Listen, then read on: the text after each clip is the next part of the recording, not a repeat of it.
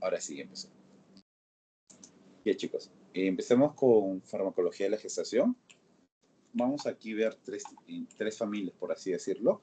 Los fármacos oxitocílicos, los fármacos tocolíticos y los fármacos que son, bueno, los fármacos teratogénicos, ¿no? A ver, en primer lugar, chicos, así como recordando, ¿qué es lo que recuerdan de los primer tipos de fármacos o de la primera familia que vamos a ver ahorita? Así, traten de hablar, lo que se recuerden.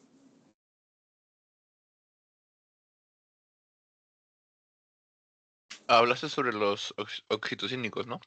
Sí, Ya, bueno, más que nada estos son para inducir las contracciones uterinas, ayudando así a por ejemplo, una madre que ya debería estar en trabajo de parto, pero no ingresa se le aplican estos medicamentos para que el fármaco induzca el trabajo de parto, para así tanto prevenir la muerte de la madre como del feto, ¿no? O bueno, del bebé. ya. Muy bien.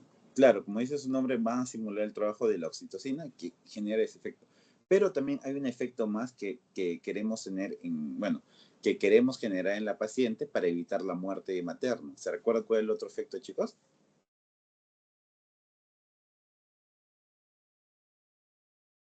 Sí, si mal no recuerdo, era la prevención de la hemorragia. De, Exacto. sí, al contraer las arterias espirales que son las que nutren al feto mayormente. O no sé si son espirales totales o Ya, más.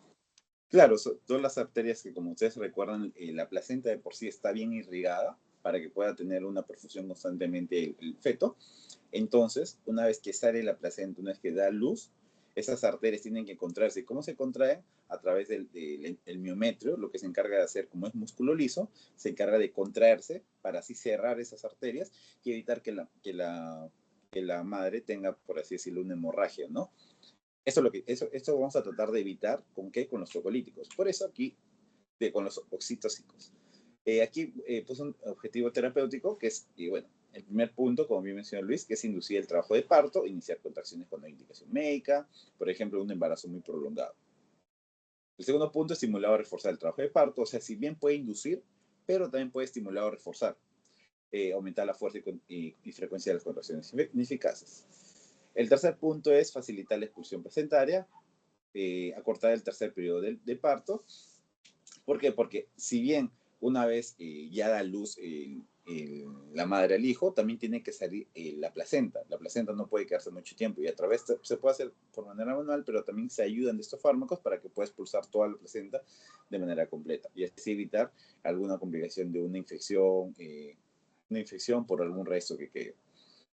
Y acá también es muy importante este punto, que es prevenir o tratar la hemorragia posparto, lo que hace mantener el tono uterino firme y sostenido. Evita, esa es la palabra importante, la tonía uterina. Eso es lo que queremos saber. Tonía es de tono, entonces A es de sin, ¿no? Sin tono. Entonces, por eso cuando hablemos de atonía uterina, cuando queremos evitar, vamos a buscar estos fármacos. Y bueno, también como un uso de diagnóstico profesional. Ahora vamos a entrar de lleno a los fármacos. Vamos a ver primeramente la oxitocina. Como recordarán, la oxitocina viene a ser una hormona que nuestro cuerpo mismo produce, más que todo en las mujeres. Lo que va a generar, en este caso en el embarazo, es una contracción, una contracción rítmica, como dice aquí, que debemos diferenciarlo de cuando hablemos de otros oxitóxicos. Por aquí está. Aumenta la frecuencia y tono de las contracciones uterinas, ¿sí? Sin alterar significativamente su desierto. O sea, no es como no es una contracción desenfrenada, no es una contracción, por así decirlo, anormal. ¿Por qué? Porque si esta oxitocina que nosotros lo vamos a conseguir por manera exógena, nuestro cuerpo ya lo produce. Es como si nuestro cuerpo ya conociera ese medicamento que vamos a inocular en la mujer. Entonces, por ello que nuestro cuerpo responde muy bien a ese medicamento, porque simula el trabajo tal cual de la hormona.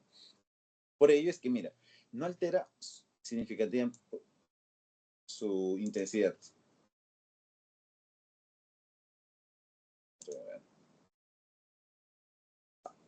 En dosis adecuadas imita el patrón fisiológico de parto.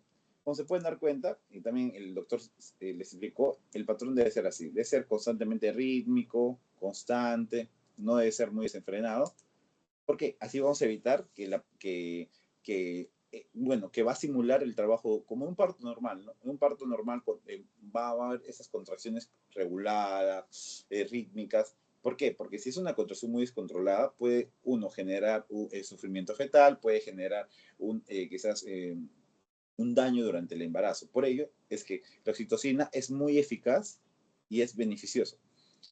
En dosis altas o infusión rápida, esto chicos recuerden muy bien, infusión rápida puede generar hiperestimulación uterina y puede generar una disminución del flujo uteroplacentario y sufrimiento fetal. Por ejemplo, chicos, esto hay que simular que esto sea el útero.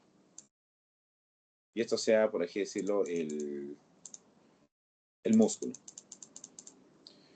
Como ustedes se dan cuenta, acá están las arterias que están irrigando, ¿cierto? Entonces, ¿qué es lo que va a pasar? Si nosotros le damos una dosis alta o una infusión rápida, lo que va a hacer que va a generar una hiperestimulación. Si lo que nosotros queremos generar es una contracción, acá se va a ver una hiperestimulación, es como si que va a cerrar completamente todo. O sea, ya no va a generar una contracción, sino que va a cerrarlo por completo. ¿Y qué puede generar con esto? Que el feto que está por aquí, acá está el feto. El feto, por así decirlo, si no llega la perfusión adecuada al feto, lo que va a generar es que haya una disminución del flujo uteroplacentario y un sufrimiento fetal. Puede incluso llevar a la muerte del feto. Entonces, por ello, este medicamento se da mientras el feto está dentro de la madre. ¿Qué es lo que queremos generar? Una contracción. Pero ¿qué es lo que pasa si nosotros le damos un flujo alto, una dosis muy alta? Vamos a generar una hiperestimulación y esto puede generar esta disminución y el sufrimiento fetal. Por ello es importante darle en su dosis adecuada. Y recordando de la oxitocina, chicos, la oxitocina en sí, acá vemos dos mecanismos. El primer mecanismo es el mecanismo que va a generar la relajación de la célula muscular lisa por estos fármacos o por estos que vamos a hablar más adelante, que es los simpaticomiméticos, prostaglandina 2. En este caso, aquí no está la oxitocina está aquí. La oxitocina lo que quiere es la contracción. La oxitocina, prostaglandina F2 alfa. Bueno, todo esto va a generar la contracción. ¿Cómo llega? Bueno, se recordarán, la prostaglandina tiene un receptor que se llama el receptor OXTR. Ese receptor que está aquí es un receptor acoplado a la proteína GQ.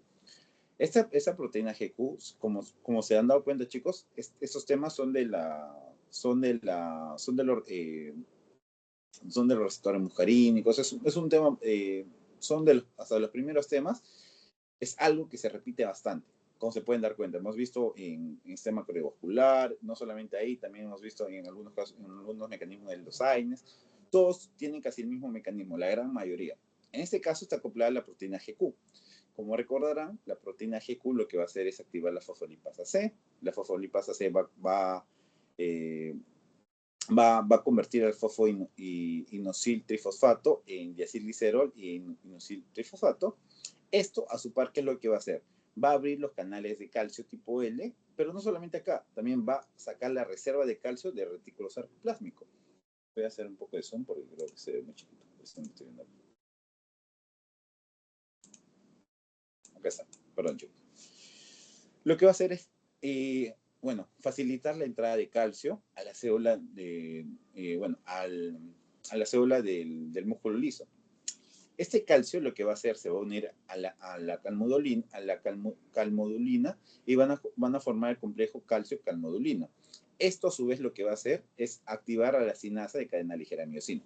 Como es sinasa, chicos, cuando vean siempre sinasa es lo que va a hacer es, su trabajo es fosforilar. Voy a poner con una P para que se recuerde. La sinasa lo que se va a encargar es fosforilar. Entonces, si nosotros vemos que aquí va a activar a una sinasa, ¿la sinasa de qué? De la cadena ligera de miocina. Esto va a ir aquí a la cadena ligera de miocina y lo que va a hacer es activar y convertirlo en una fosfomiocina. Esta fosfomiocina lo que va a hacer es contraerse a la actina con la miocina, terminando o resultando en una contracción. Por ejemplo, quizás en su examen, ya no mucho, pero quizás su pasito le pueden preguntar todo el mecanismo. Si el doctor le quiere preguntar todo el mecanismo completo, todo este mecanismo completo de cómo se forma la contracción a través de la oxitocina. ¿Quedó claro este punto, chicos?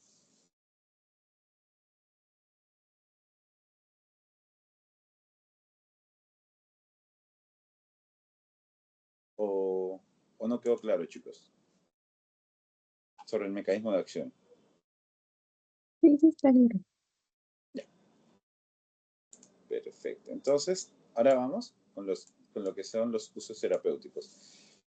Como ya habíamos mencionado anteriormente, estos tipos de fármacos van a generar la inducción. Ahí está. La inducción o potenciación del trabajo de parto. ¿Por qué? Porque ¿cómo son las contracciones? Son rítmicas y coordinadas, muy similares al de parto normal. Se inician generalmente desde el fondo uterino, o sea, ahora vamos por aquí, desde el fondo uterino y se propaga hacia el segmento inferior. O sea, va a haber una contracción ascendente. Lo que va a generar es que esta contracción vaya desde acá arriba hacia abajo. Va a generar como una onda que va bajando de arriba hacia abajo, lo que va a facilitar la expulsión. Entonces dice contracción de arriba a abajo, pero eso es lo que está generando, ¿no? Por eso que es muy similar a lo que hace nuestro cuerpo, porque prácticamente es la misma hormona que está trabajando.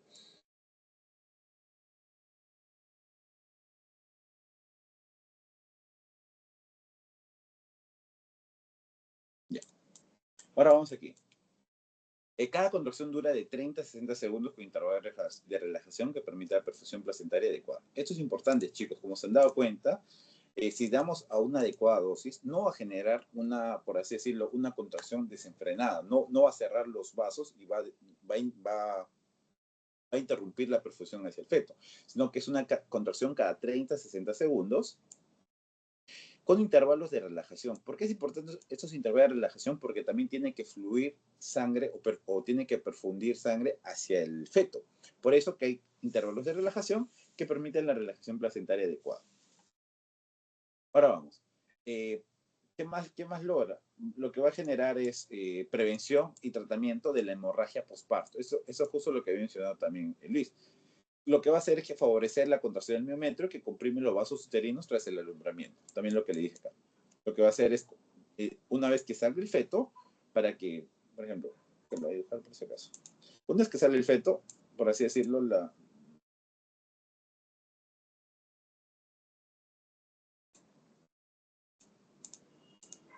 una vez que sale el feto, el útero se va a quedar así solo.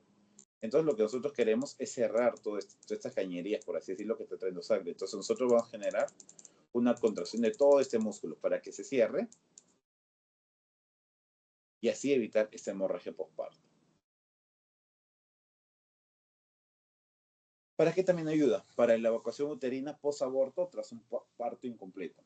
¿Por qué? Porque puede generarse en caso de que haya un parto, pero no logre salir la placenta, o también puede haber un aborto en el segundo o tercer trimestre. Y para que pueda expulsar todos los restos del feto, se necesita, también se puede utilizar la oxitocina para que genere estas contracciones. Y en algunos casos junto a prostaglandinas. Estimulación de lactancia en spray nasal para facilitar la eyección láctea, uso poco frecuente de. Estos chicos de aquí es muy importante que recuerden sobre la evacuación uterina posaborto. ¿Por qué les digo que es importante que sea durante el tercer trimestre? Porque durante el primer trimestre, bueno, por ejemplo, el útero es este. El útero durante todo el embarazo, durante el inicio del embarazo va a tener más receptores hacia prostaglandinas. Eso es sobre el inicio del embarazo. Pero al final, entre el segundo y tercer trimestre, va a tener más receptores, el receptor OXTR, o sea, los receptores de la oxitocina. Por ello, que cuando hablamos de un aborto durante el segundo o tercer trimestre, se va a utilizar mayormente, o vamos a preferir que genere contracciones, por así decirlo, la oxitocina. En cambio, cuando querer generar contracciones en el primer trimestre, se va a utilizar las prostaglandinas. ¿Por qué? Por la cantidad de receptores. Los receptores al inicio y al final va cambiando. Al inicio hay más receptores prostaglandinas y al final del embarazo hay más receptores de la oxitocina. Listo, chicos. ¿Todo claro o queda alguna duda?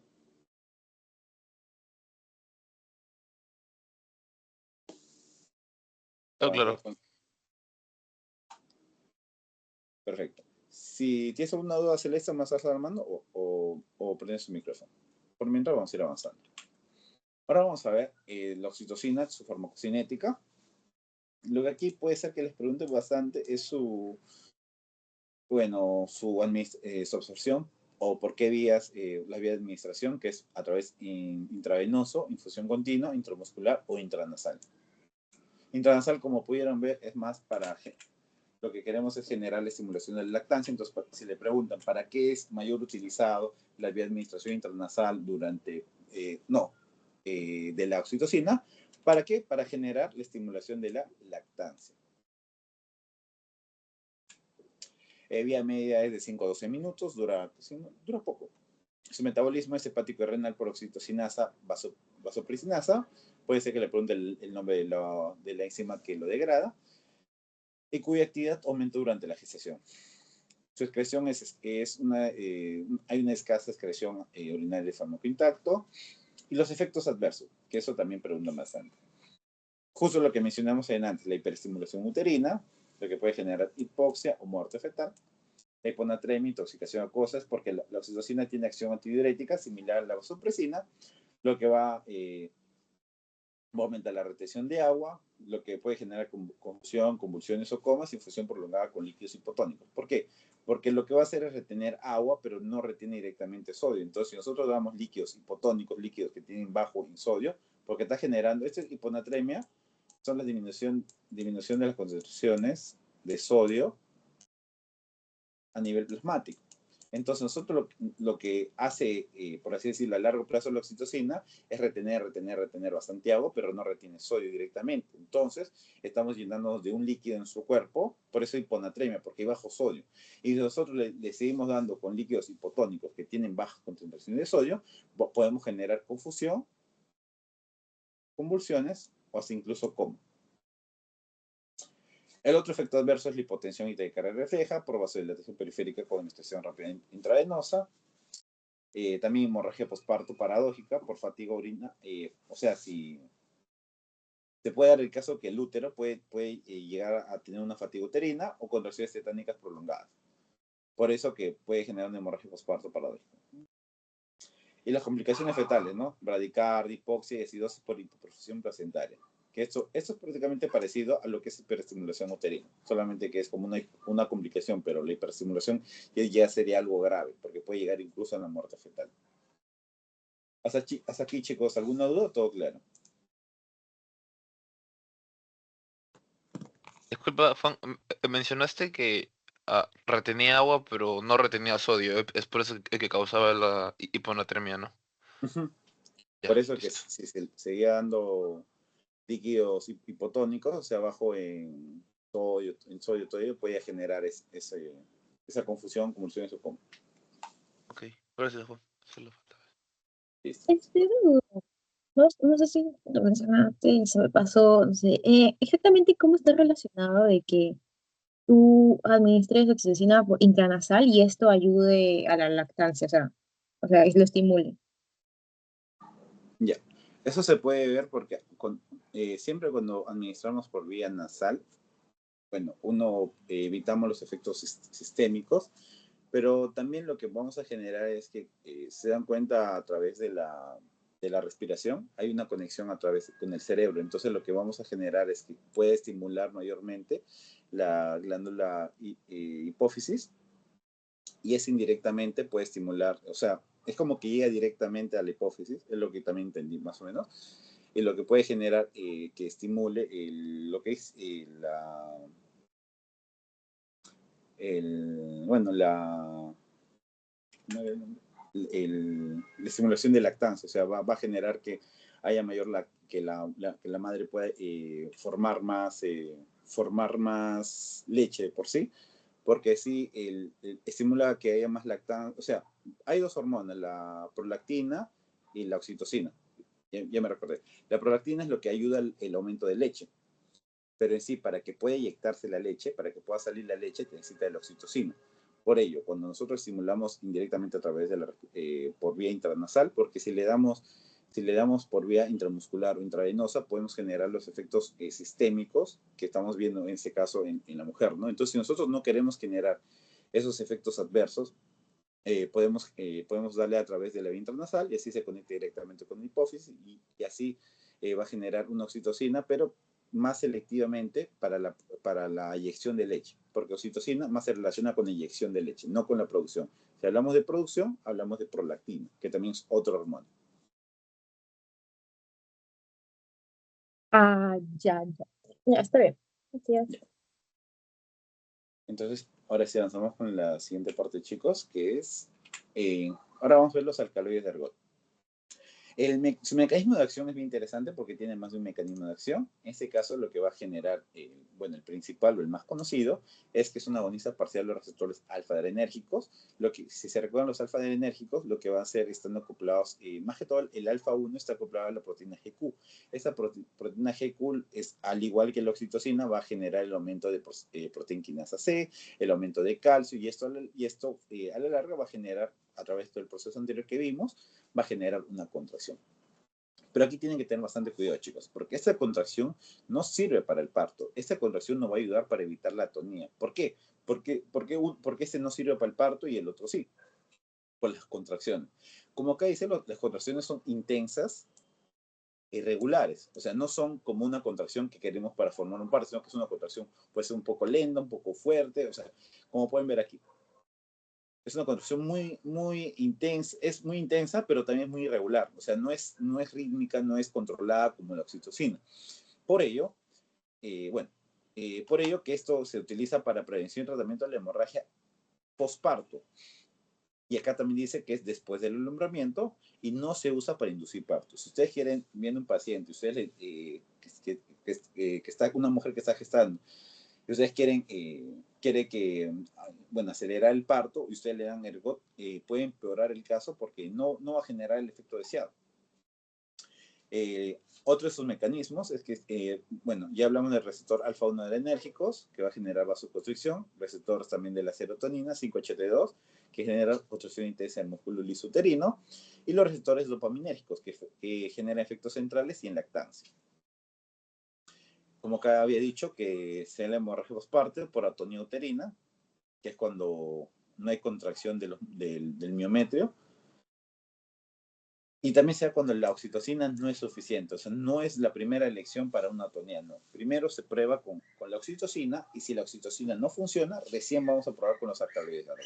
Porque también, como pueden ver, es una vasoconstricción.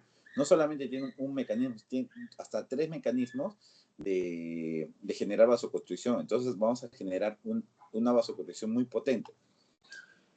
Favorece contracción firme, para reducir sangrado y, bueno, produce contracciones uterinas irregulares, bueno, lo que había mencionado. Las contraindicaciones, también les pueden preguntar, o sea, ¿para qué pacientes no puedo dar esto? Pacientes con hipertensión arterial, pues claro, porque está generando mucha vasoconstricción, puede empeorar la hipertensión, cardiopatías isquémicas o periféricas, porque vamos a generar, por así decirlo, si hay regiones, bueno, si el corazón, por así decirlo, una cardiopatía isquémica es cuando hay zonas de isquemia, o sea, zonas que faltan irrigación en el corazón. Entonces, si nosotros vasoconstrictimos, cerramos todos los vasos, vamos a empeorar este caso. Por ello, no es recomendado para estos casos.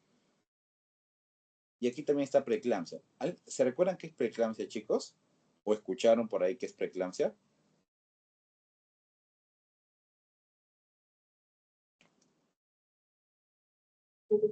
La preeclampsia básicamente es la hipertensión, pero durante la gestación o ya cerca al alumbramiento, creo. Exacto, muy bien. Y como pudieron ver, si la paciente presenta hipertensión y nosotros le ponemos un alcaloide de ergot de por sí, también puede empeorar el caso. Y la exacerbación de esta preeclampsia es la convulsión y esta puede llevar a la muerte incluso a la gestante, ¿no? Las valopatías severas y situaciones en donde aún no ha nacido el feto. Si el feto sigue ahí, chao el alcaloide de ergot, no se utiliza para nada. Así, chicos, todo claro con el mecanismo, usos y contraindicaciones.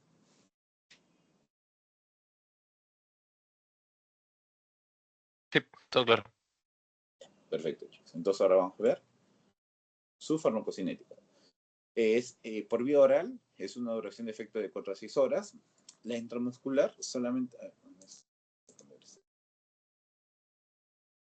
La intramuscular es de elección, usualmente le damos bueno, en el hospital se le da por vía intramuscular y intravenoso solamente en emergencia. La distribución en el útero por alta afinidad por músculo liso uterino, explicación rápida y potente, pero también incluso puede atravesar la placenta, puede causar contracciones fetales o sufrimiento fetal si se administra antes del alumbramiento.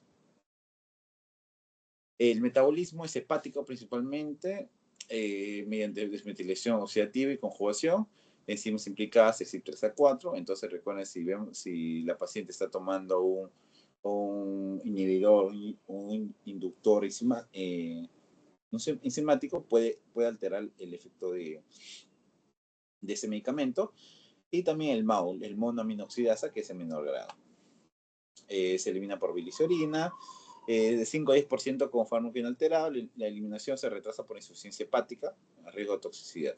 O sea, si la paciente, ¿dónde vemos insuficiencia hepática? Pacientes que tuvieron hepatitis, pacientes que tuvieron o que están cursando con una hepatopatía alcohólica o no alcohólica.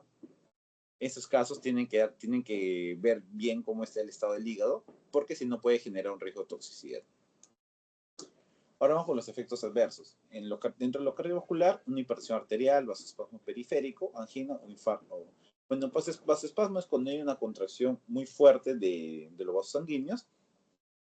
Entonces puede generar los alcaloides, ¿no? Por ser un potente vasoconstrictor, cefalea vértigo por vasoespasmo cerebral, gastrointestinales, náuseas y vómitos, uterinos, contracciones tónicas prolongadas, riesgo de ruptura uterina si se administra antes del alumbramiento.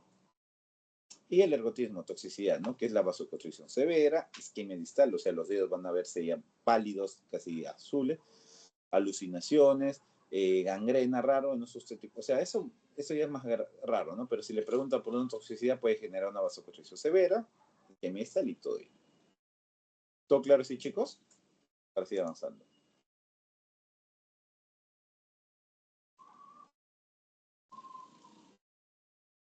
Creo que sí, está ahí todo bien. Entonces, vamos con las prostaglandinas. En caso de las prostaglandinas, bueno, aquí lo que va a generar, y vamos a recordar bien 3 prostaglandinas, chicos. Eso sí deben recordarse bien. 3 prostaglandinas. La prostaglandina G1, misoprostol, prostaglandina E2, la dinoprostona. Y aquí no está, pero también está la prostaglandina. Prostaglandina F2 alfa.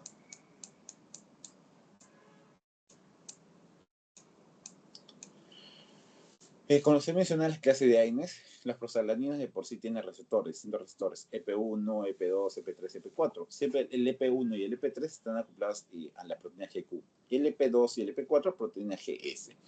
En el caso de la proteína GS, lo que vamos, o sea, si bien misoprostol de una persona tiene efecto también en estas que van a elevar, en estas subunidades que elevan el AMP cíclico, y eso genera una relajación del músculo liso, va a tener mayor afinidad por el EP1 y el EP3, que son acopladas a la proteína GQ. Entonces, si está acoplada a la proteína GQ, recuerden, chicos, va a generar el aumento de calcio. Y esto al final va a generar una contracción del músculo liso. Entonces, también la prostaglandina 2 alfa también genera este efecto. Y aquí está, en el mecanismo. Aumenta el calcio intracelular, bueno, en el cuello uterino induce la degradación de colágeno y aumenta la hidratación, lo que favorece la maduración cervical. La maduración cervical, chicos, es cuando el cervix, por así decirlo, lo normal es que el cervix debe estar cerrado. ¿Qué es lo que va a pasar cuando inducimos la prostaglandina? Va a inducir la degradación de colágeno y, bueno, aumento de hidratación. Lo que va a hacer es que va a generar la maduración cervical. La maduración cervical es cuando hay una apertura del cervix. ¿Y eso para qué ayuda cuando se abre el cervix? Ayuda para que pueda ser expulsado, en ese caso, el feto. O más que todo, la prostaglandina se utiliza más en estos casos de contracción uterina, pero como les he mencionado, al final del embarazo, de por sí no hay muchos receptores. Hay receptores prostaglandinas, pero no hay tantos. Al inicio del embarazo, durante el primer trimestre, donde está el pico de los receptores prostaglandinos. Por ello, que acá cuando hablamos de usos terapéuticos, que es, bueno, uno de ellos es el aborto terapéutico, lo que es muy efectivo porque aparte de que ayuda a las contracciones, también va a generar esta maduración, que esto va a ayudar para que pueda ser expulsado durante todo, expulsado en ese caso el embrión o feto ya formado. Pero no solamente eso, también lo que hace es inducción del trabajo de parto, porque va a generar va a generar también contracciones, porque esto va a aumentar el calcio. En dosis adecuadas produce contracciones coordinadas, pero más intensas y prolongadas que la oxitocina. O sea, en este caso, si la oxitocina también es contracciones coordinadas, en este caso las prostaglandinas también son controladas, pero son más intensas, o sea, van a ir a este punto. Eso es del oxi, eso es la prostaglandinas. Por eso que tienen que tener cuidado una gestante cuando le quieren dar prostaglandinas para inducir el parto. ¿Por qué? Siempre por eso, chicos, la primera opción tiene que ser la prostaglandina. Diré la oxitocina, porque como pueden ver, las oxitocinas son más intensas y también de manera más prolongada. Como pueden ver, el uso terapéutico, la inducción del parto, trabajo de parto, el aborto y la hemorragia posparto, porque como pueden llegar a generar contracciones muy, por así decirlo, contracciones muy firmes, pues ayuda a la atonía uterina, como formando como un torniquete fisiológico, ¿no? Justo lo que mencioné antes. Dentro de los efectos adversos, vamos a ver, hay náuseas y vómitos.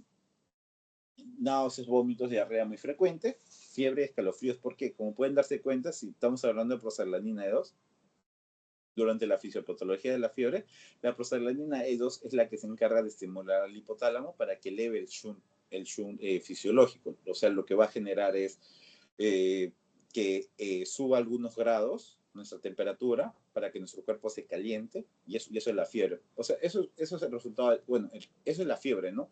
La elevación del shunt fisiológico del cuerpo para subir la temperatura. Por ello, como estamos inyectando, por así decirlo, o suministrando prostaglandina 2 a nuestro cuerpo, va a generar fiebre. Por eso si les preguntan por qué la fiebre, pues por la prostaglandina 2. Broncoespasmo viene a ser por la prostaglandina 2 alfa, F2 alfa. Esta prostaglandina 2 S2 alfa normalmente tiene una acción donde en los pulmones. En los pulmones genera un broncoespasmo, capta los pulmones. Lo normal es que esta prostaglandina genera broncoespasmo en estos pulmoncitos. Entonces, si nosotros lo damos y la paciente sufría de asma o sufre de POC, podemos exacerbar la crisis de POC, exacerbar la crisis de asma. Puede generar incluso a llevar un broncoespasmo. Por eso acá dice especialmente el prostaglandina 2 alfa, es el carboprost, contraindicadas asmáticas. Pero pueden cambiar la asmática, no solamente puede ser asmática, puede ser un paciente con EPOC, también un paciente con fibrosis que puede disminuir el volumen, bueno, puede disminuir la luz, la luz bronquial, por así decirlo. Y también puede generar una hiperestimulación uterina. Claro, si está generando contracciones mucho más intensas, puede generar eso. No puede llegar a un punto donde se cierre, donde se contraiga muy fuerte a través de altas dosis y puede llegar incluso a riesgo de sufrimiento fetal o ruptura uterina. Por eso, esto es muy fuerte, la prostaglandina. ¿En quién está contraindicado? En asma bronquial, enfermedad pulmonar, ya mencionamos aquí, cardiopatías, hipertensión grave, cicatriz uterina previa por riesgo de ruptura y sufrimiento fetal no corregido. ¿Alguna duda con prostaglandina, chicos? Con eso ya acabamos lo que es oxitóxicos y vamos a empezar con tocolíticos. ¿O todo claro, chicos?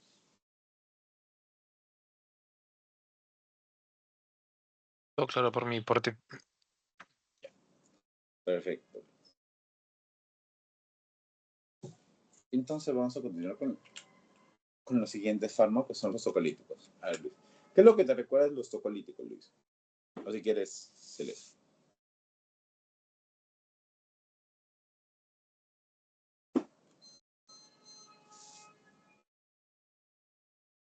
O lo que te recuerda, así que escuchaste los tocolíticos.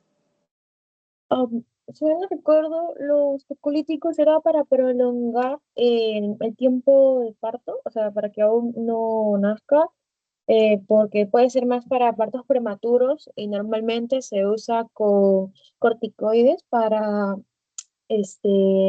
para ayudar al feto a que termine de desarrollar los pulmones y pueda poder salir sin ningún problema. Sí, muy bien. O sea, en sí eso es el mecanismo de los zoolíticos, ¿no? Vamos a retrasar el trabajo de parto en pacientes prematuros, pero no solamente en ellos. O sea, también cuando queremos, bueno, como indica, ¿no? Va a retrasar el trabajo de parto de 24 a 72 horas. ¿Para qué? Para administrar corticosteroides, muy bien lo que dijiste, para generar esa maduración pulmonar fetal. ¿Por qué? Porque esa maduración pulmonar fetal se da cuando en los neumocitos, bueno, en los alvéolos, hay dos tipos de células, los neumocitos tipo 1 y los neumocitos tipo 2. Los neumocitos tipo 1 es lo que se encarga lo que está en la barrera, ¿no? Propiamente dicho. En cambio, los neumocitos tipo 2 lo que se encargan es generar el líquido o el surfactante pulmonar. Ese surfactante pulmonar es muy importante para que, por así decirlo, el alvéolo no colapse y no se, por así decirlo, no se cierre ante los constantes cambios de presión. Por ello es como un líquido que está tapizando constantemente y evita, bueno, y genera que haya una respiración continua, una respiración controlada. En los casos, esos pacientitos que nacen muy prematuramente no generan, no están muy desarrollados estos neumocitos tipo 2, no están generando este líquido surfactante. Entonces, lo que va a generar que estos pacientes, niños, nazcan con dificultades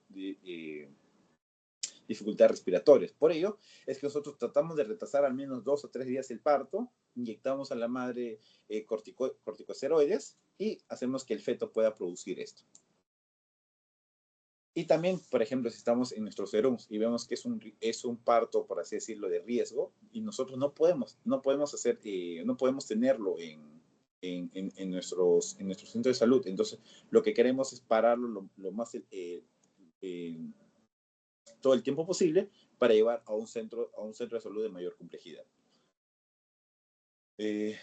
No previene de parto de manera indefinida, ¿no? Porque es más que todo algo más, por así decirlo, momentáneo. O sea, no es que vamos a darle y vamos a parar el parto a pretérmino. Por ejemplo, si está con 7 meses, y no es que vamos a dar estos fármacos y ya, no, el parto se va a alargar 9 meses, no, sino que el parto ya de por sí, si ya el cuerpo ya está queriendo dar a luz, vamos solamente a alargar lo más, todo el tiempo posible, que es de 48 a 72 horas, hacer que maduren sus pulmones y ya que puedan nacer el feto, ¿no? Su elección depende de la edad gestacional, estado materno y efectos adversos. Cuando hablemos de fármacos tocolíticos, chicos, tienen que recordar bastante cuáles son los efectos adversos. ¿Qué fármacos son los que dañan más al feto? ¿Qué fármacos son los que dañan más a la madre? ¿Y qué fármacos no alteran ni al feto y sí a la madre? Y viceversa, si alguno altera a la madre y no al feto. Por eso es lo que deben recordar bastante en la semana de gestación. Bueno, ahora vamos a empezar con los bloqueadores de canales de calcio. Esto ya lo hablaron en antihipertensivos. Solamente vamos a recordar el mecanismo de acción, que ya hemos visto bastante. Los canales de calcio permiten la entrada de calcio y eso va a generar la contracción a través de una cadena de procesos. Entonces, lo que va a generar es el corte aquí. En vez de que se contraiga, va a generar una vasodilatación. Bueno, si hablamos por así decirlo, en eficacia, vamos a ver que es la primera línea si comparamos entre beta-2 agonistas y bloqueadores de canales de calcio, vamos siempre a elegir, por la mayor toxicidad que presenta estos segundos fármacos, vamos a elegir nifedipino. ¿Cuál es el uso terapéutico? La primera elección, muchas guías. Esto recuerden bastante, chicos. Voy a poner de otro color. Right. La edad gestacional se da de 24 a 34 semanas. Esto grábense bien. Vía oral cada 8 horas o si de carga de mantenimiento. Eso más para terapéutica, no se recuerda mucho. Esto más que todo. La edad gestacional y es la primera elección, muchas guías, ¿no? Que hablan. Los efectos adversos. Como se pueden dar cuenta, aquí hay riesgos cardiovasculares, puede generar hipotensión. ¿Por qué? Porque si está generando una vasodilatación, puede generar también vasodilatación, no solamente del músculo, también está generando, porque cuando hablamos de canales de calcio, estamos hablando, si bien de músculo, pero estamos hablando de 3 tipos de músculo: músculo liso y músculo esquelético. Dentro de este músculo liso, lo que nos importa es que acá tenemos los vasos sanguíneos y acá tenemos, por así decirlo, el feto. Lo que estamos generando aquí es controlar el músculo liso del feto, no diré del útero, del útero. Estamos queriendo que se vasodilaten para que no genere esas contracciones. Estamos haciendo que se relaje el útero para que no expulse el feto. Pero también estamos parando no solamente aquí, estamos parando también la musculatura lisa de los vasos sanguíneos. Entonces, estamos haciendo que estos vasos sanguíneos se vasodilaten. Al vasodilatarse está bajándose la tensión. Y si el paciente tiene hipotensión y tú le das un bloqueador de canales de calcio, bueno, la paciente en este caso, la paciente mujer, sufre hipotensión y tú le das un bloqueador de canales de calcio, ¿a qué lo puedes llevar? Al shock. Por eso siempre se tiene que tomar los signos vitales a la paciente. No es dar el medicamento por dar. Siempre, de ley, siempre tienes que ver a cada paciente, y más si es una gestante, ver los signos vitales para poder ver si el paciente tiene preeclampsia, si el paciente tiene hipotensión, y con ello ya saber qué fármaco darle. Taquicardia refleja por la hipotensión genera taquicardia refleja y mareos. Bueno, ¿qué más? Cefalea, náuseas por vasodilatación, y en caso de sobredosis puede haber una hipotensión grave y depresión miocárdica, que es algo más raro, pero siempre acuérdense de estos chicos, que puede generar hipotensión. Las contraindicaciones: hipotensión materna, que recuerden que es menos de 90 sistólica y menos de 60 diastólica, insuficiencia cardíaca, cardiopatía isquémica, uso conjunto con, estos chicos recuerden bastante, sulfato de magnesio. ¿Por qué? Porque el sulfato de magnesio tiene un mecanismo parecido a los bloqueadores canales de calcio. Entonces, si nosotros estamos inhibiendo la entrada de calcio, podemos llevar incluso a un riesgo de bloqueo auriculoventricular. Repaso, acá está. Es el corazón. Pues estoy que le pongo todo esto para que relacionen todos los temas, porque así pueden ir al examen. Le pueden preguntar el sistema cardiovascular. Como se dan cuenta, esto se relaciona bastante con antihipertensivos y sistema cardiovascular. Cuando hablamos de nodo auriculoventricular, estamos hablando de este nodo de aquí. Entonces, ¿qué es lo que va a pasar? ¿Se recuerdan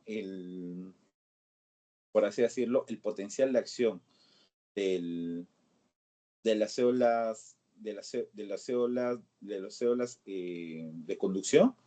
Viene a ser así prácticamente.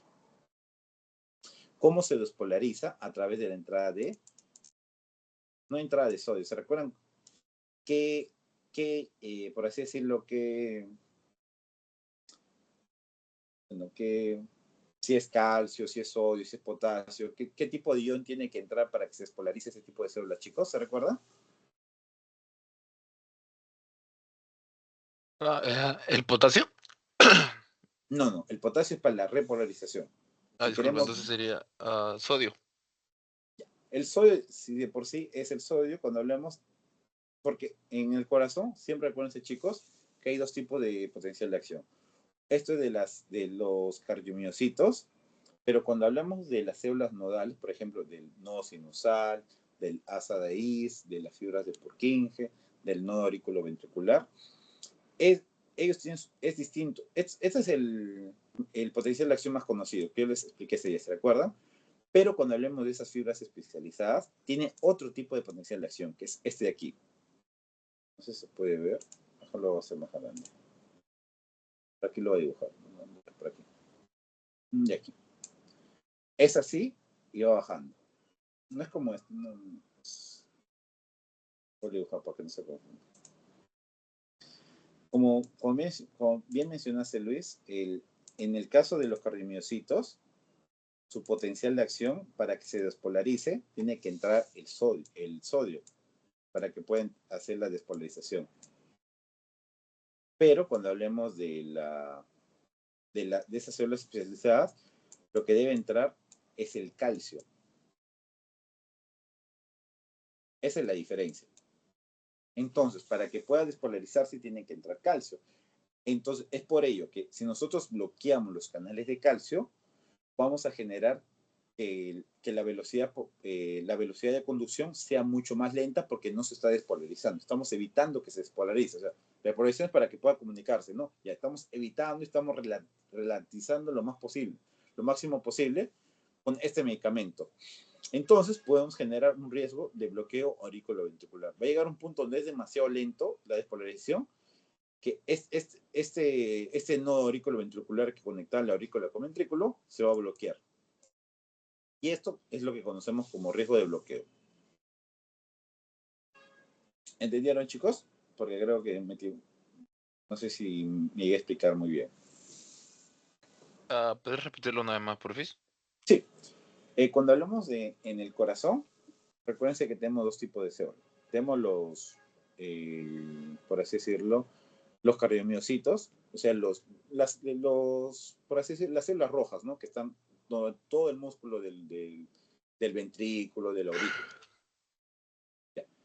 Ese tipo de células tienen un tipo de potencial de acción que es el más conocido que trabajamos. ¿Se recuerda?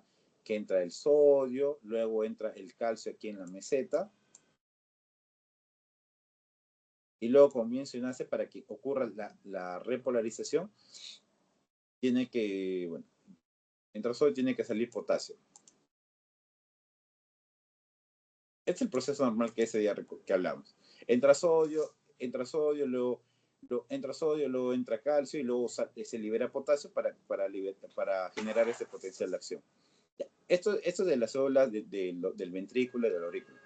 Pero cuando hablamos de las células del nodo sinusal, de las células del nodo auriculoventricular, del haz de His o de las fibras de Purkinje, como se dan cuenta hasta los dibujos, es distinto porque es como un tejido medio amarillento, por así decirlo. Ya, esas fibras tienen una célula distinta. Esas células tienen que estar de una manera más, por así decirlo, se tienen que despolarizar continuamente. No tienen que esperar el impulso de nadie porque, si ustedes se dan cuenta, el nodo sinusal, por así decirlo, se contrae de manera autónoma. No necesita ningún impulso. ¿Y eso por qué? Porque en ese caso no necesita la entrada de sodio, necesita solamente la entrada de calcio. Por ello, su potencial de acción es distinto. Por ello, si nosotros para generar el potencial de acción de las células miocárdicas, tienen que traer el sodio, en el caso de este tejido especial del nodo sinusal, nodo aurículo, tiene que entrar el calcio. Por ello, cuando nosotros hay algún fármaco que bloquee la entrada del calcio, puede generar este bloqueo, ¿no? Que se interrumpa la conducción, la introducción de los potenciales. ¿Quedó claro, chicos? Sí, ahora sí, gracias. Ya, igual más adelante hay una pregunta que les puse que también es como retomar todo eso para que lo puedan poner en práctica. Ya, ahora sí terminamos con los bloqueadores canal de calcio. Ahora vamos a ver el atosiban. Cuando hablamos de atosiban, es por así decirlo, viene a ser la némesis de la oxitocina. Si bien la oxitocina, como podemos ver aquí está el mecanismo reducido, va a generar la contracción del músculo liso. El atosiban viene a ser un antagonista competitivo, o sea, va a competir, como acá pueden ver en la imagen, va a competir por el receptor de la oxitocina. Entonces, lo que va a generar, va a bloquear el efecto que generaba, entonces va a generar una relajación. Ya no va a generar contracción, sino relajación. Lo bueno de este atosiban, que es muy eficaz en todo sentido. ¿Por qué? Porque no va a tener efectos en el feto y va a tener efectos mínimos en la madre. Y eso deben recordarse bastante. ¿Cuál es el único malo del atosiban? Que es muy caro. Y que está más aprobado en Europa, en Latinoamérica, pero en Estados Unidos no está aprobado aún. Está indicado en amenaza de parto pretérmino, o sea, dentro de las 24 o 36 semanas. Eso recuérdense bastante, chicos. ¿En qué intervalo de semanas está indicado el atosiban? Dentro de 24 o 33 semanas. El esquema típico, esto más que todo lo van a ver para terapéutica. No se asusten mucho con esto. Terapéutica. Los efectos adversos con la mencioné: náuseas, vómitos, cefalea, rubor, reacciones locales, muy bien tolerado, como pueden ver, sin efectos cardiovasculares relevantes. ¿Os han dado cuenta? El nifedipino, si bien es el fármaco de primera elección, tiene muchos efectos adversos muy peligrosos en pacientes hemodinámicamente no estables. Pero si se dan cuenta, el atosiban no presenta efectos cardiovasculares, entonces es muy eficaz y muy bien tolerado. Las contraindicaciones, bueno, en parto pretérmino que sea a menor de 24 semanas o mayor a 33 semanas. Aparte, en ruptura de membranas, sufrimiento fetal y hemorragia uterina grave. En esos casos no se utiliza. ¿Por qué creen, chicos, que no se utiliza una hemorragia uterina grave el Tocibam?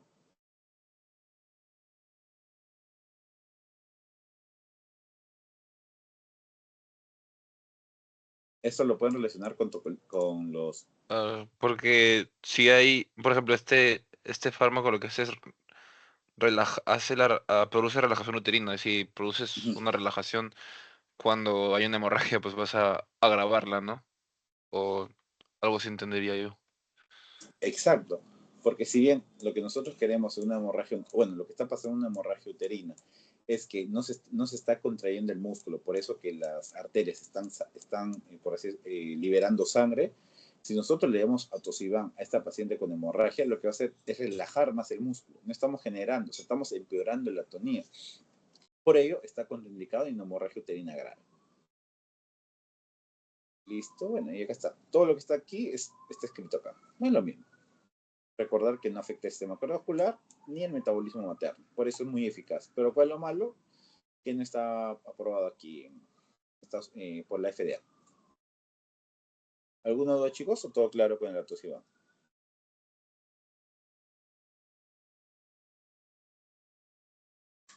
Todo claro. Claro. Perfecto.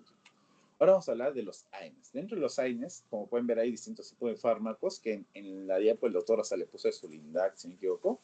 Pero el más conocido es el indometacina. También es el que está más presente en los hospitales. La indometacina, si bien es un AINES, la indometacina es un AINE más, por así decirlo, que tiene mayor afinidad por el COX-1.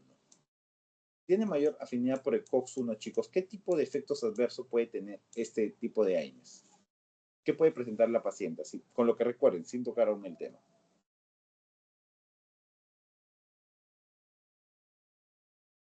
Ah, los efectos de COX-1 más que todo gastrointestinales, porque inhibían lo que es la prostaglandina E2, entonces esto reducía lo que es el moco y bajaba. También bajaba, o sea, inhibía el tromboxano junto con la prostaciclina y esto aumentaba el riesgo de hemorragias, prolongando el INR. Ujú. Mm, y eso es lo que me acuerdo. Y está muy bien. Como se han dado cuenta, chicos, todos estos temas, casi la gran mayoría que los temas vienen más adelante, es como recordar te van a decir, te van a sacar un AINE, te van a sacar un beta bloqueador o distintos tipos de medicamentos que vimos anteriormente. Solamente es como recordar, y como bien mencionaste, Celeste, es que el COX-1 lo que va a generar es aumentar los riesgos gastrointestinales, porque está disminuyendo los prostaglandinos constitutivas del estómago, lo que van a generar, como mencionaste, el moco, va a generar bicarbonato, y eso es lo que contrarresta la acidez del estómago. Por ello, si tú ya te recuerdas eso, que es más afín o tiene mayor afinidad por el COX-1, ya sabes los efectos adversos. Ya no es necesario que te aprendas, porque si bien, como mencionaste, en la madre que va a generar náuseas, pirosis. Pirosis es cuando hay aumento de la acidez. Siente como una quemazón en el pecho los pacientes. Gastritis, cefalea y sangrado gastrointestinal, que es el efecto adverso más grave. Porque si la paciente presenta sangrado gastrointestinal y aparte va a dar a luz, su INR va a estar prolongado y también la hemoglobina va a estar muy baja. Entonces puede ser que ante cualquier hemorragia la paciente se nos vaya. Por ello es muy importante tener bastante cuidado con la indometacina. ¿Por qué? No solamente está alterando a la mamá, debemos saber que está alterando al feto. Por ello, se tiene que tomar con muchas pinzas cuando vamos a trabajar con la indometacina. Ahora vamos con el mecanismo de acción. Como ya había mencionado, la indometacina lo que va a generar es la inhibición de las prostaglandinas E2, en este caso la E2 y la F2 alfa, lo cuales tienen su mecanismo, viene a ser son proteínas acopladas a la proteína GQ, como está acá. Esta proteína GQ. Esta proteína GQ, bacteriolofosfilipasa C, va va a activar la entrada de calcio a través de los canales tipo L y del retículo sarcoplásmico, y al final lo que va a generar es la contracción. Entonces, si nosotros bloqueamos esto, va a generar una relajación del músculo. Se reduce la extractibilidad miometrial y se prolonga la gestación. Son mediadores clave del inicio de parto, su inhibición retrasa. También como son mediadores claves del inicio de parto, su inhibición retrasa la contractilidad uterina. ¿Para qué se utiliza? ¿Cómo se utiliza? Eficaz antes de las 32 semanas, chicos. Siempre recuérdense las semanas. ¿Por qué? ¿Qué pasa después de las 32 semanas? Es cuando el ducto arterioso es menos porque cuando pasa ya más allá de las 32 semanas, el ducto arterioso es, por así decirlo, más sensible. Entonces, si es antes de las 32 semanas, no es tan sensible durante todo ese intervalo de tiempo. Por ello, se debe tener cuidado mucho con las fechas. Duración máxima de tratamiento es 48 horas y la dosis 50 a 100 miligramos. Bueno, esto más vía oral o rectal también se le puede dar. Los efectos adversos ya mencionaron ustedes mismos: náuseas, pirosis, gastritis, y en el feto lo que va a generar es cierre prematuro del ducto arterioso. ¿Por qué? Porque si bien la prostaglandina E2 lo que va a generar es que haya una permeabilidad del ducto arterioso. Va a generar que ese ducto arterioso se mantenga abierto y pueda haber esa intercomunicación vascular. Pero si nosotros damos esa indometacina, cortamos esa prostaglandina, va a generar que se cierre prematuramente cuando aún no es necesario en el feto que se cierre. Los oligohidramios. ¿Se recuerdan qué es oligohidramio, chicos?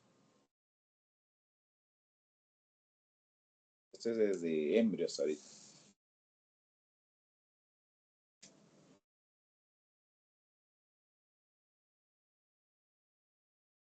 El oligohidramio, chicos, es cuando hay, por así decirlo, el volumen del líquido amniótico está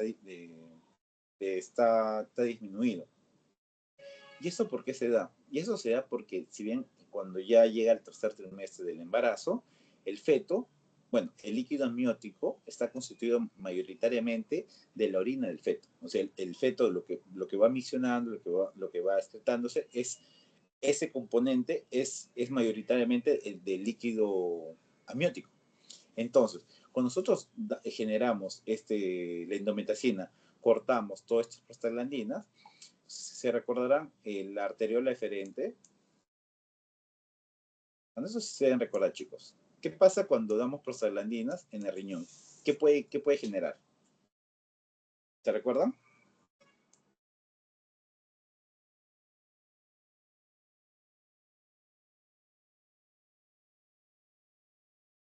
¿Qué puede ocurrir en el riñón? Una vasoconstricción de la arteriola eferente, Exacto. Si hay lo vasoconstricción que sí, sí, disminuye la filtración glomerular y, claro, la disminuye, ¿no? La filtración glomerular. exacto. Si disminuye la filtración, si disminuye la filtración glomerular, va a disminuir, ¿qué va a pasar? Va a disminuir la orina. Va a disminuir la formación de orina. Entonces, si ese feto, que sabemos que su orina es el mayor componente del líquido amniótico, le damos esta indometacina a la mamá, va a generar que ese feto no orine, no puede orinar. Lo que va a generar que el líquido amniótico se va a ver reducido. Y eso le llamamos oligohidramios. Insuficiencia renal fetal, bueno, prácticamente es esto con esta condición. Y puede generar en unos casos enterocolitis necrotizante, que eso lo saqué de uno de los estudios que puso el doctor también en la... ¿Alguna duda con este tema, chicos? ¿O todo claro?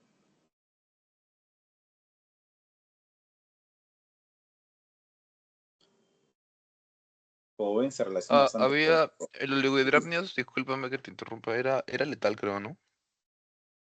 Sí, puede llegar a ser fetal si no hay control. Ok, gracias. Ya listo. Ahora vamos a ver con los beta-2 agonistas, en este caso la eritroidina y la terbutalina. El beta-2, ¿se recuerdan, chicos, lo que va a generar? Aquí está el mecanismo, también es recordar. Está acoplada a la proteína GS, la proteína GS a su vez lo que va a hacer es aumentar los niveles de AMP cíclico, y el AMP cíclico lo que va a hacer es activar a la proteína quinasa C. Esta proteína quinasa C lo que se encarga es fosforilar distintos mecanismos de la célula, y dentro de ellos va a generar una broncodilatación. Esto es en el campo del pulmón, ¿no? Pero en sí genera relajación ¿de qué? Del músculo liso. Y en el caso del pulmón se va a ver como una broncodilatación. En el caso del útero, que también está compuesto por músculo liso, va a generar una relajación del útero. Actividad de clase, bueno, todo lo que está escrito que lo acabo de explicar aquí. Usos terapéuticos no son la primera línea por toxicidad, pero útiles donde no hay otras opciones. Si aún te quedan muchas opciones, ya utiliza esto. Es como casi uno de los últimos recursos. Tiene un efecto rápido. Y acabamos con los efectos adversos. Como pueden ver, en la madre lo que puede generar es una taquicardia, palpitaciones, hipotensión, edema pulmonar, hiperglucemia y hipopotasemia. Ya. ¿Pero por qué se genera esto? Porque se recuerda la bonita beta 2 lo que va a hacer es vasodilatar. Entonces, al vasodilatar vamos a generar que se genere una ligera hipotensión, y esta hipotensión va a generar esta taquicardia refleja, por eso que el paciente va a sentir palpitaciones o a generar esta taquicardia, ¿no? Por la hipotensión, porque está vasodilatando los vasos también.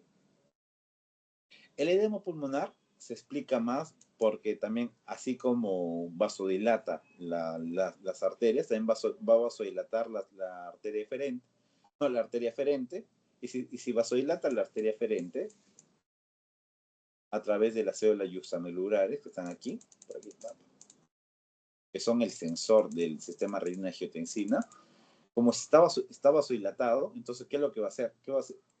Es la arteria... Claro, está bien. Este es el sensor para activar el sistema renina-angiotensina. Cuando está más vasodilatado, ¿qué es lo que va a decir al cerebro que hacer? Retén más agua. ¿Por qué? Porque está, por así decirlo, no, beta 2, ya, como está, por así decirlo, vasodilatando, lo que va a decir es retén más agua para que pueda vasoconstriñir o para que pueda generar una hipertensión arterial, para que pueda cerrar las arterias, porque no hay mucha presión aquí. Por ello, lo que va a hacer es retener más agua. Va a tratar de retener más agua a través del tubo colector, como vimos esa vez, chicos, a través por el aldosterona y todo ello. Ese aumento de líquido en el cuerpo, ese aumento de presión hidrostática en los capilares, va a generar en el pulmón, porque recuérdense que el pulmón prácticamente está lleno de puro capilares, porque están las arteriolas y las vénulas. Hay prácticamente está lleno de puro capilares para que haya una buena perfusión. Entonces, si hay bastante presión, si aumenta la presión hidrostática, el líquido de los capilares va a salir hacia el intersticio. Y del intersticio va a pasar a los alvéolos. Y eso es lo que se conoce como edema pulmonar. Prácticamente se debe por la acción del beta 2 en las arteriolas del riñón. Puede generar también hiperglucemia y hipopotasemia. En el feto puede generar una taquicardia fetal y hipoglucemia neonatal. ¿Por qué? Porque recuerdan que el beta 2 también va a generar una vasodilatación, y esa vasodilatación genera esta taquicardia refleja. Contraindicaciones en cardiopatía, hipertiroidismo, diabetes no controlada, hemorragia uterina y preeclampsia. Así, chicos, ¿alguna duda? ¿Todo claro?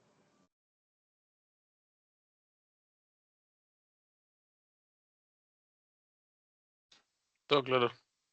Ya. Perfecto. Ahora vamos con el sulfato de magnesio. Cuando ustedes escuchen, chicos, de sulfato de magnesio, les he mencionado en nifedipino que cuando damos por así decirlo, suministramos nifedipino junto a sulfato de magnesio, puede generar riesgo de bloqueo auriculoventricular. Yo les había mencionado que es porque tiene un mecanismo parecido.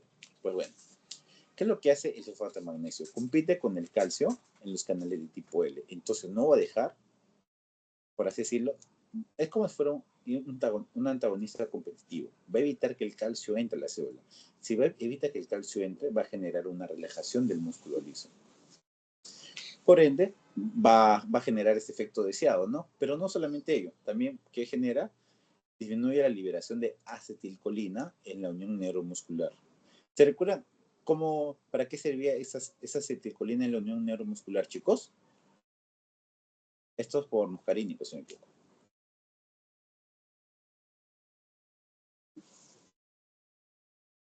Porque eso va a servir para que se recuerden sobre con miastenia gravis. ¿Qué es lo que pasa? La acetilcolina no era para la... No, pero me estoy confundiendo, creo.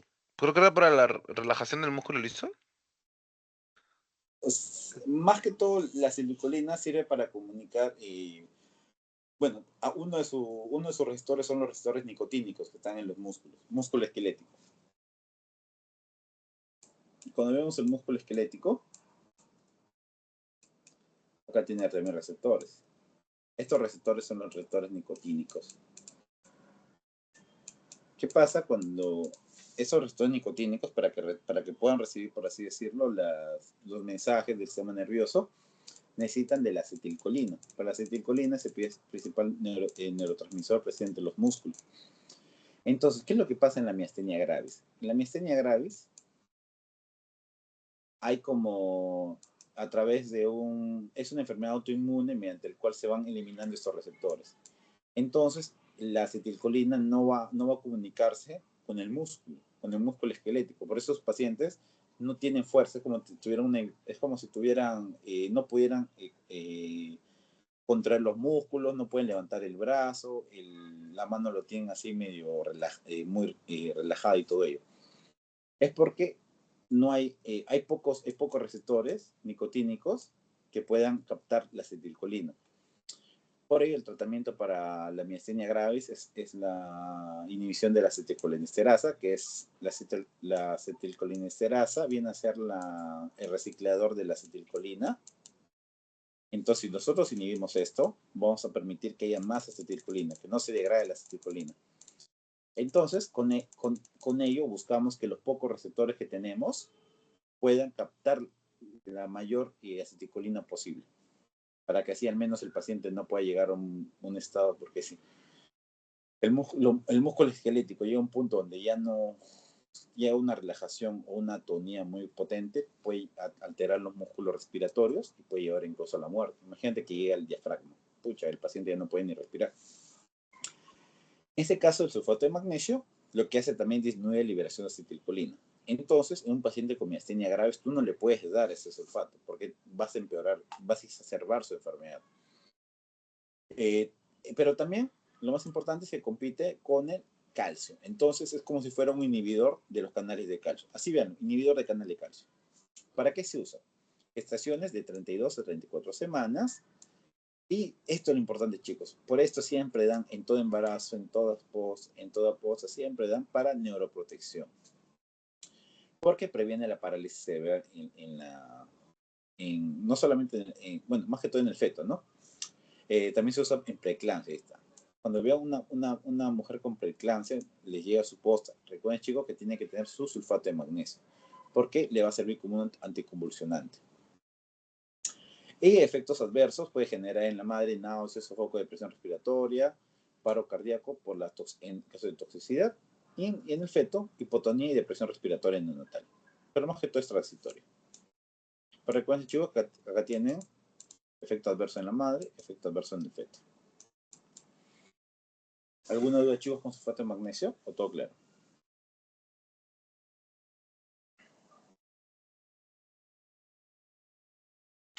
Todo claro. Listo. Ahora acá hay una comparación donde vemos nifedipino, indometacina, beta-2 agonista, tosiban y el sulfato de magnesio. Su mecanismo para que lo puedan estudiar, su estado de gestación ideal, las ventajas y los riesgos y contraindicaciones. Ahora con ello, chicos, algo rápido, vamos a ver la progesterona. Este proyecto lo he puesto para que lo puedan estudiar ya cuando repasen el PPT. En el caso de progesterona, en sí no es como un tocolítico de por sí. O sea, diré, porque el tocolítico lo que buscamos es generar una dilatación, preservar la gestación a través de la relajación del músculo lisouterino, más que todo de músculo lisouterino. En el caso de progesterona tiene efectos más, por así decirlo, más globales, porque en sí ayuda a prolongar la gestación de manera más, en distintos mecanismos. Como pueden ver acá, chicos, la progesterona se da cuando hay amenaza de aborto durante las primeras gestaciones. Siempre se da la progesterona. ¿Por qué? Porque actúa sobre el miometrio, disminuye la expresión de los canales de calcio tipo L, o sea, va a ir a nivel no solamente de la membrana, sino va a ir a nivel nuclear. Va a hacer que los canales de tipo L que se van a expresar en la membrana lo va a inhibir, lo va a cortar. Y si tú inhibes los canales de tipo L, lo que va a hacer es que vas a inhibir la contracción, pero ya no como la membrana, sino a nivel nuclear. No solamente ahí reduce los receptores de oxitocina y prostaglandina, miren. O sea, no va a dejar ni siquiera que salgan los receptores, no va a dejar ni siquiera que se formen. Por ello que tienen una acción más prolongada. Y también inhibe la producción de citocinas proinflamatorias, que inducen contracciones. Por ello es importante que estudien bastante, chicos, el mecanismo de la progesterona. Uso terapéuticos, prevención del parto pretérmino espontáneo en mujeres con antecedentes de parto pretérmino con cuello corto, menos de 25 milímetros. Amenaza de parto pretérmino leve o recurrente, disminuye la frecuencia de contracciones y prolonga la gestación. Soporte luteal en técnicas de fertilización asistida, favorece implantación y mantenimiento temprano del embarazo. Los efectos adversos, vamos a ver dolor. Eso es más que todo para complementar. Locales, dolor de irritación, sistémicos, náuseas, somnolencia y poco frecuencia colestasis intrahepática. Eso no se ve mucho. ¿Dónde está contraindicado? Esto sí puede ser que pregunte. Esto y esto. Recuerden muy bien mecanismo y contraindicaciones. Hemorragia vaginal inexplicada. Tú no le puedes dar esto para si hay una hemorragia vaginal. ¿Por qué? Porque en este caso puedes sospechar que el paciente tenga un aborto incompleto. Esto puede, acá vamos a ver un aborto. Entonces, con un aborto incompleto. ¿Por qué? ¿Qué pasa si tú le das un aborto incompleto? O sea, un aborto que no ha terminado de salir todo el producto, le das la progesterona. ¿Qué puede generar, chicos?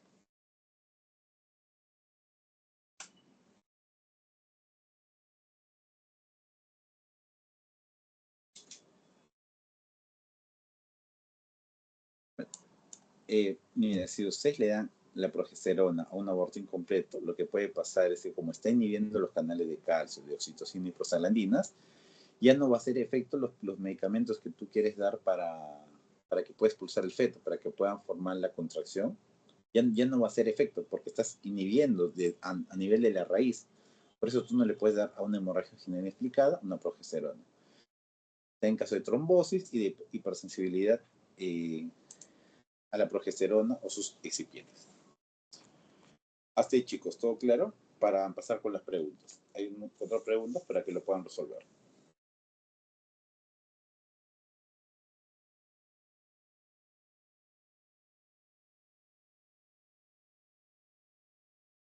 Está claro.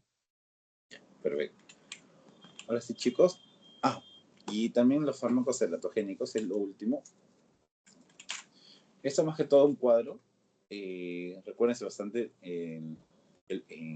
dentro de los anticonvulsivos como la fenoteína, ácido valproico, puede generar efectos de tubo neural.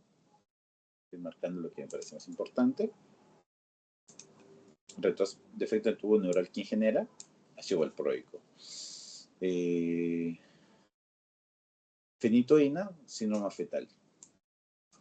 Tetraciclinas, color dental, alteración ósea. Eso lo vamos a ver en la siguiente diapositiva.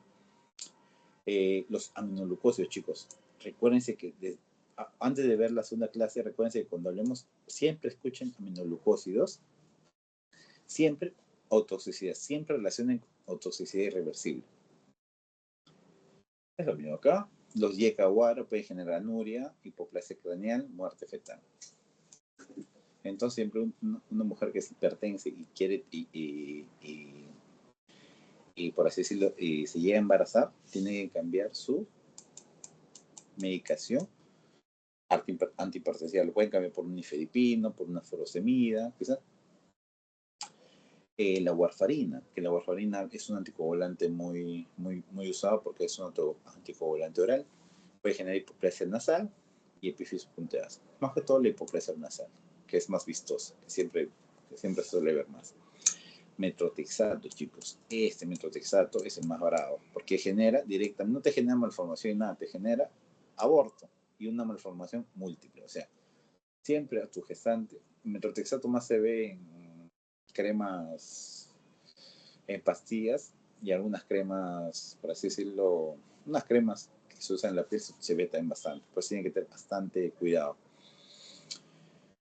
Misoprostol, que viene a ser por así decirlo, el misoprostol es el que se utiliza más para abortos. Es la prostaglandina E1. Cuando leen misoprostol, es el nombre comercial de la prostaglandina E1, que ya vieron que tiene un efecto muy oxitogénico. Los AINES, un uso tardío, cierre del ducto arterioso y oligohidramio, chicos. Litio, anomalía de Einstein, válvula tricúspide y talidomida, focomegalia, que también es muy vistosa. Recuerden, si no es vistosa, puede ser que les pregunte más. Bueno, chicos, con eso terminamos todo lo que es la clase. Ahora vamos a empezar con una serie de preguntas para que puedan complementar todo lo que vieron en la clase. Listo, vamos por acá.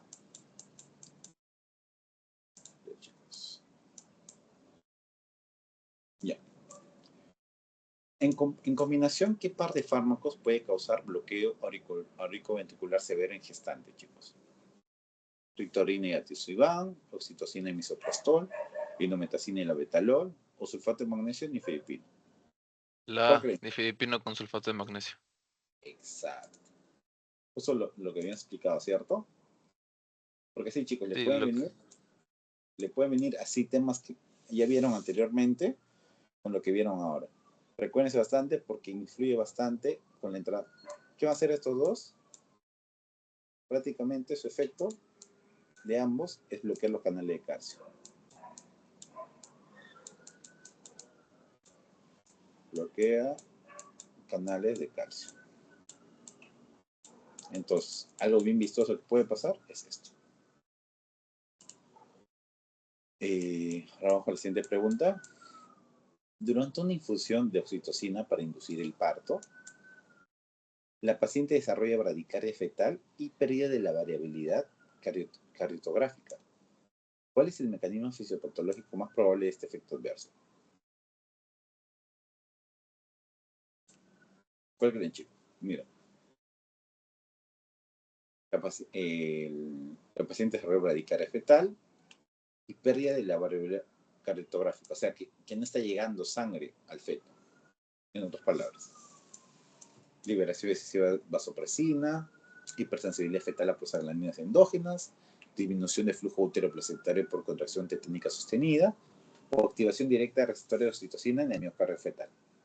¿sería la B? Exacto.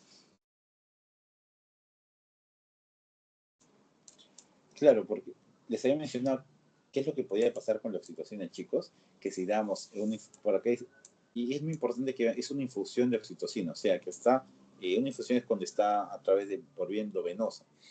Seguro no tuvieron cuidado al darle, le dieron de una manera descontrolada. Entonces lo que ha generado es un efecto adverso muy fuerte, que es la hipercontracción de músculo liso uterino, lo que está generando, lo que está disminuyendo la perfusión hacia el feto, y con ello está generando sufrimiento fetal, ¿no? Bradicardia, todo esto. ¿Se entendió esto, Celeste, también? Lo que Luis, sí. Sí. Perfecto. Como pueden ver, estas preguntas sí puede ser que les venga, o también para que puedan repasar todo lo que vimos. Ahora, esa pregunta ya lo vimos. Una gestante de 30 semanas recibiendo metacina por amenaza de parto pretérmino. A los 3 días presenta oligohidramios. ¿Cuál es el mecanismo farmacológico responsable de este efecto? ¿La A, B, C o D, chicos? Sería que la A, por la reducción de prostaglandinas renales fetales, generando una vasoconstricción arteriolar y menos fibrilación glomerular. Exacto. Claro, como les he mencionado, ¿no? Lo que está haciendo es reducir la formación de orina, y prácticamente la orina es el mayor constituyente durante el último trimestre del embarazo del líquido amniótico. Ahora vamos con el siguiente. Ahí está. El edema pulmonar asociado a ritrodina se debe a... ¿Cuál creen, chicos?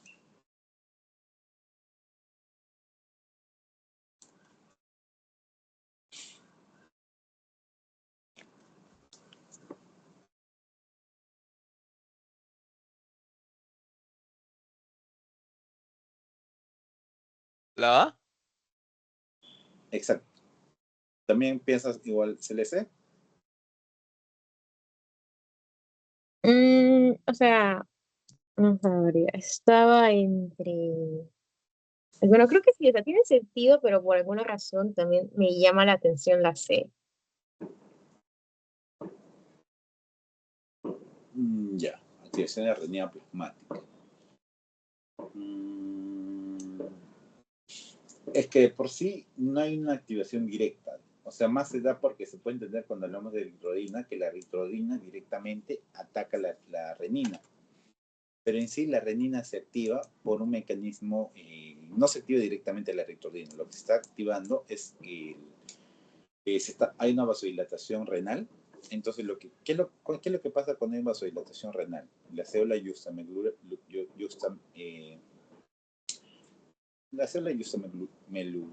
por ahí no me recuerdo bien el nombre, lo que generan es el sensor el sensor de la presión de la arteria. Entonces lo que va a generar es que como ve que está vasodilatando, va a generar una vasoconstricción a nivel sistémica. Esa vasoconstricción se genera activando el sistema renina, angiotensina, aldosterona. Lo que al final lo que va a generar es que la aldosterona va a captar más agua a través del tubo colector. Al captar más agua del tubo colector va a generar un aumento de la presión hidrostática, que como les he mencionado, cuando hay un aumento de la presión hidrostática, esta agua de los capilares va a fugar ¿a dónde? Hacia el intersticio. Y en los pulmones prácticamente está hecho de intersticio, pero también está hecho de alvéolos. Una vez que llega a los intersticios, va a llenarse el intersticio y va a pasear al alvéolo. Y cuando llega al alvéolo es lo que va a generar este edema pulmonar. Y es algo grave, puede incluso llegar a generar litis en la mujer y todo ello. Puede llegar incluso a la muerte si no es controlado. Más que todo es por el orden. En este caso, primero sería la A y la B sería consecuencia de la A. No sería primero la C y luego la A. Por ello es que se va más por la A. ¿Todo claro así, chicos? Sí, sí, gracias. Perfecto, chicos. Entonces, con ello acabamos lo que es la primera clase, que eso es lo que vieron esta... Listo. Voy a dejar de grabar para guardarlo.